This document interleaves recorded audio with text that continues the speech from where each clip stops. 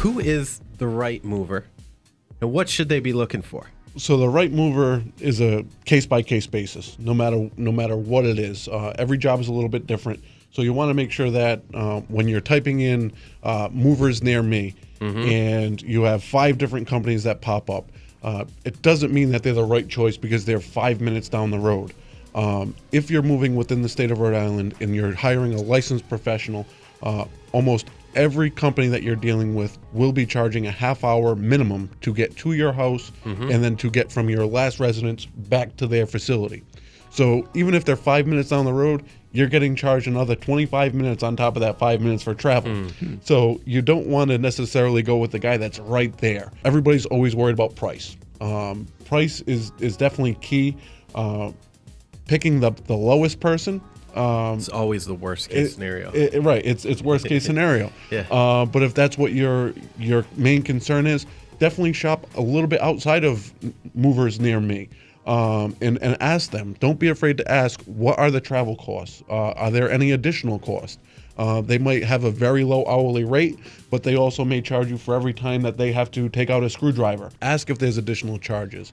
Ask if the travel is out over a half hour to their new location, what the charges are for that. So again, the mover near me, again, depending on what you're searching, they still might be an hour away. Depending on what type of keywords they have on their website. Don't ever hesitate on asking questions. If you're not, you're just leaving yourself open for a lot of issues later. So ask if they have enough guys. Spring is here. No matter what the weather is, spring is here. The market is starting to pick up. Everybody in the station right now would be able to tell you that it is picking up. So you want to ask, how many guys do you have? How many vehicles do you have?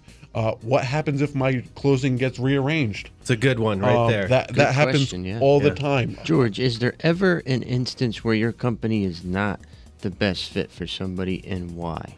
To be honest, it's a great question. I haven't found it yet. I wish we did. Most of the time, the things that are not a good fit, again, are the I would say the calls that are at 10 o'clock in the morning and they wanted you there for 8. Because they hired somebody else, but even at that, we get it done same day. So if we get the last minute call, the frantic call, or the realtors that are listening, when you're going to the closing and the house still has the leftover stuff that we've talked about on a previous segment, we're going to leave that armoire. It's a great piece for the home. The new buyer doesn't want it. Right. But guess what? The new buyer doesn't want to close until that's out of there.